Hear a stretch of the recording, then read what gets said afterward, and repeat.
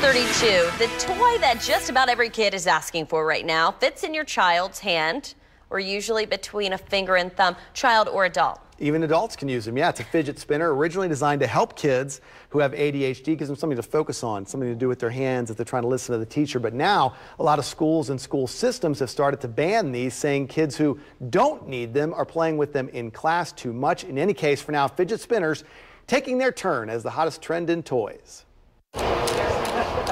Busy times at Shenanigans in Roland Park. The supply is just not meeting the demand. And when there is a supply of fidget spinners, it doesn't last long. I've never seen anything go so fast. It came because it really picked up really quickly. On a scale of 1 to 10, owner Flora Stelzer says the craze is at a 12.5.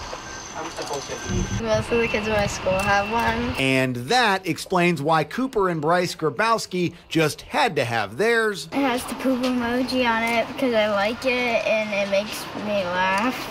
The rapid rise of fidget spinners with or without the poop emoji, eliciting a different reaction from administrators at some schools. Local pediatrician Scott Krugman says it started out innocently enough, a digital distraction for kids with ADHD. Right, because they're getting their energy out with their hands so they can focus on the teacher. Now, in large numbers, kids who don't have ADHD have noticed the objects their friends were using and decided they want to start spinning too. What's surprising is that a mini device that seems to be effective for kids with ADHD and autism is now mainstreamed. He's hoping fidget spinners might help more kids and parents become more accepting of children with issues like ADHD, at least until the spinning stops. Even Cooper, who just got his fidget spinner, knows that day is coming. Yeah, it's the same thing with Pokemon games, is because every year they make a new one, and every time a new one comes out, everyone just forgets about the last one. Okay, let me get another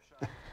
That's how it works, right? That is called a fad, yes. Yeah, well, we have heard of some individual schools in our area that have banned fidget spinners. And we've heard some teachers on Facebook Live this morning that said they've been collecting fidget spinners and putting them in the junk drawer. I talked to spokesmen for Baltimore County and Arundel County. They have not issued any kind of district-wide directive telling all their schools what to do. They've obviously heard of this, and there have been some school districts outside the area that have banned them.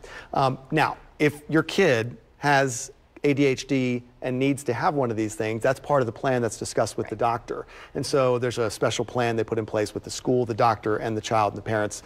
They would be allowed to continue to bring them to school. So there's a real use for them. Yes. But if they're just for fun, they're an expensive little toy. They sure are, and they could be taken away by that teacher if she sees your kid using them too. So right, watch our out for Facebook that. Live teacher said she has a June box. That's where the spinners go.